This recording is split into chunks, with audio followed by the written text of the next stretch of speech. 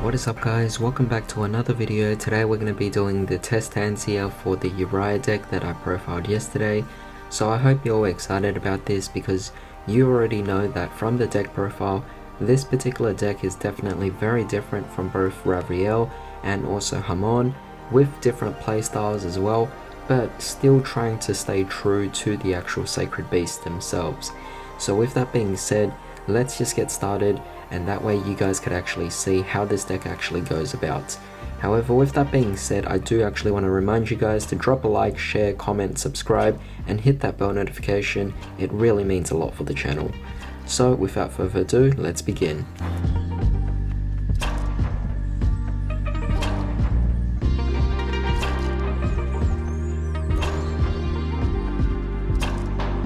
Alright, so as we can see here for our opening hand, it is kind of unfortunate that we did draw into 2 copies of Dark Beckoning Beast, but that's okay because either way, we could still just normal summon it and search for something anyway, and the extra one can always just be a fallback option for the following turn, which is okay. So let's just normal summon out Dark Beckoning Beast. This will allow us to search out our opening of the Spirit Gates. So we're going to search that out, and since we're going first, we're going to activate the opening of the Spirit Gates, immediately searching for a Dark Summoning Beast. So since we're going first here, and I said that this deck would actually prefer going second, we definitely have to allow ourselves to play in a going first standpoint, just to see that whether or not this deck could actually keep up or not with that particular disadvantage, if you want to say that. But you know, if your opponent doesn't know the deck, then they're always going to want to go first anyway. So with that being said, I doubt that you would always be going first, but if they did know the weakness and you had to go first, you had to know what to do anyway. So with that being said, this is what I'm going to do. So I'm going to take Dark Beckoning Beast and tribute that to summon out the Dark Summoning Beast. And with that being said, I could immediately just go for the Dark Summoning Beast and get rid of that, allowing me to summon out a Uria from the deck. Now, it might seem a bit crazy for me to actually just summon out a Uria right off the bat, but I honestly don't see a problem with that. We're going to put it in defense, of course, because of the fact that there's no reason to keep it in attack. With 0 attack there, it's kind of risky. But we're also going to go here for the Dark Summoning Beast, banish that off, and this will allow us to then search out our other one. So there's the final Uria. So as you can see, you're really just emptying out your deck quite quickly here. You also have Foolish Burial Goods as well, so you could get rid of whatever trap card you actually want to already, right from the get-go. So with that being said, let's just go with the Foolish Burial Goods, and this will already kick us off with getting rid of something in the graveyard. So what do you actually want to get rid of? May as well get rid of one of the Hyperblaze, because you already have 3 copies in the deck, so there's no reason to do anything.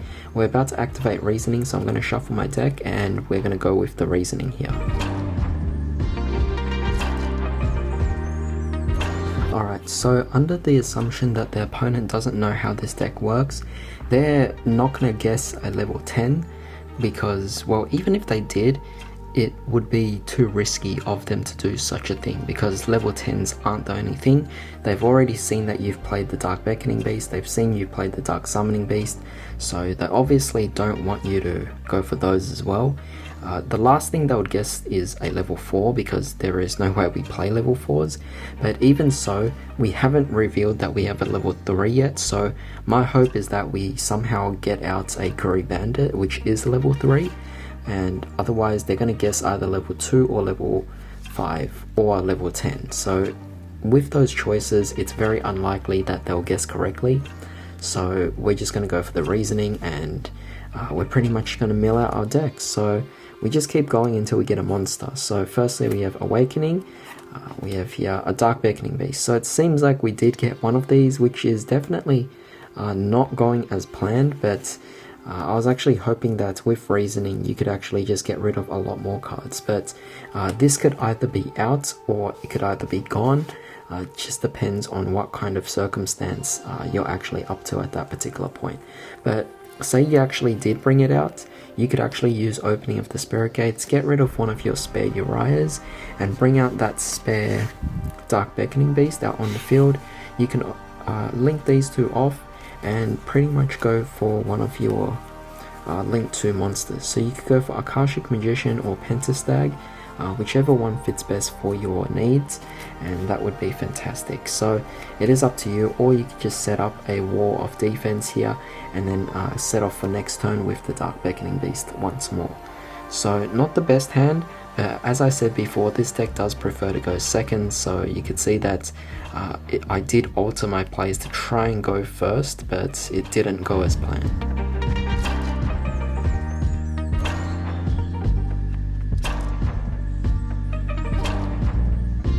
Alright, so definitely very different here. Going first could have its advantages with this deck because ironically, even though this deck prefers to go second, with the amount of counter traps, or at least continuous traps in this case, sorry, that we actually have in the deck, we could technically set up a board of floodgates.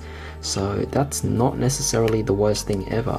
So with that being said, what I'm going to do here is I'm easily going to normal summon our Dark Beckoning Beast. It's our only option anyway. We could search for our opening of the Spirit Gates. So where is it? Over here. We'll activate it.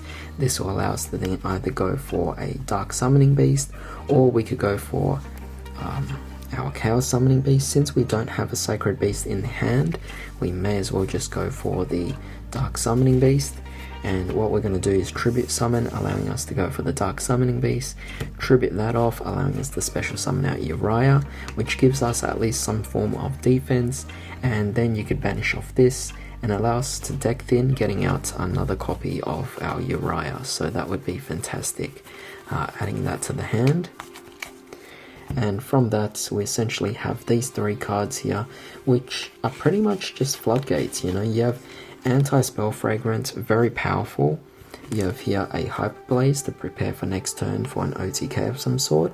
You have Crackdown, a nice disruption to negate and also steal your opponent's monsters. And you have Magic Planter, which can get rid of any of your continuous trap cards, allowing you to draw 2 cards as well.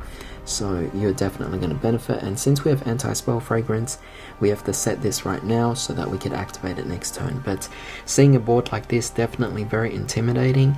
And you have a Uria out as well. If they destroy any of these, all of them go to the graveyard. You have 3 continuous traps. This immediately becomes 3,000. Your opponent's going to have a hard time getting over it.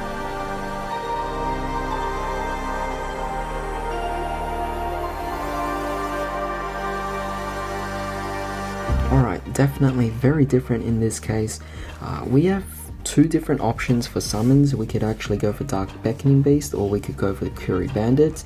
In this particular circumstance, I kind of want to go for Kuri Bandit instead, because Kuri Bandit is good for a first turn setup, and this is pretty much what we have. We're going first.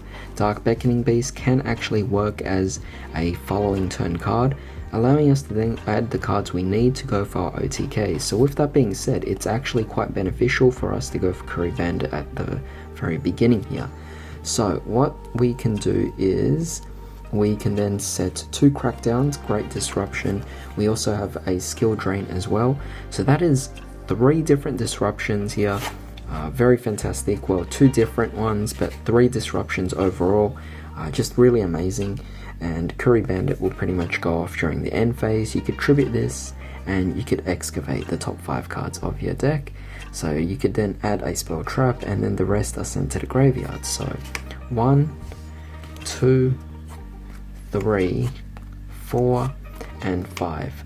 Alright, well, we don't need the Foolishes because we do have Reasoning.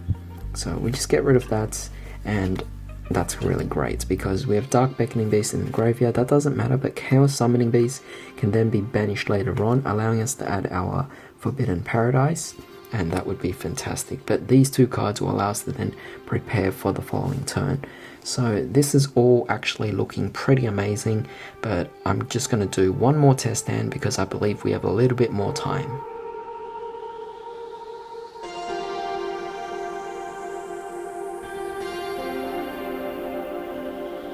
Alright, so here's our opening 5 cards.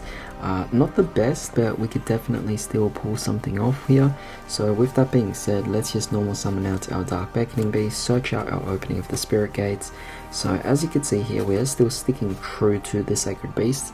But since we have opening of the spirit gates, instead of going for the dark summoning beast like always, let's go for chaos summoning beast, giving a bit of variety in our different opening hands here. So we're going to normal summon our chaos summoning beast, tribute that off, summon out our Uria, which would be fantastic of course. We're going to banish off the chaos summoning beast, allowing us to then search for our fallen paradise. And from that we could activate our fallen paradise. We could prepare to draw 2 cards, so I'm going to shuffle my deck.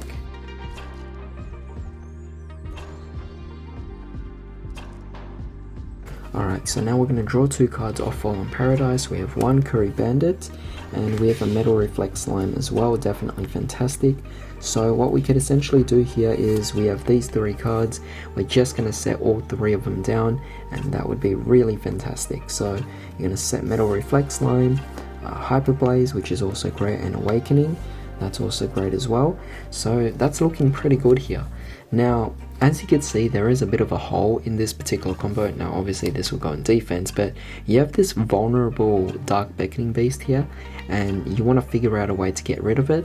So let me backtrack a bit, because keep in mind that the Uria was already in the hand from the very beginning, so at least Curry Bandit can still be as such. But before you banish this to go for your Fallen Paradise, you could technically use Opening of the Spirit Gates first, discard that spare Uria, summon this out, and then you could go for a Link Summon, and this would allow you to at least go into a Link 2 of some appropriate choice here. So Akashic Magician or Pentastag. Pentastag is what's going to go for your piercing damage, of course, with the Uria. But yeah, with that, you essentially can ditch that to the graveyard and do everything like so. So you get something a little bit more strong. It depends on what cards you also have in the extra deck. If you guys have a better Link 2, that's fantastic. You could play whatever you actually need. Witch's Apprentice is also fantastic because you have a bunch of dark monsters anyway. So you could also pull that off. And the following turn, you have a Curry Bandit at the ready. But you have the 3 disruptors here as well, which is also fantastic. And next turn you could easily just get rid of this and go for your Egyptian God Slime with the Pentastag, still really amazing. But with that being said, I do hope you guys enjoyed this particular video. Of course, this is going first, so there are limitations to what this deck can actually do right now. I could do a lot differently when going second, so I do hope that things actually turn out well in the next video where we're actually going second. But with that being said, let me know what you guys actually think about all of this. What would you do in each of the situations? Do you have any kind of suggestions to maybe even improve the deck? But with that being said, I hope you all have a fantastic day. I'll see you all next time.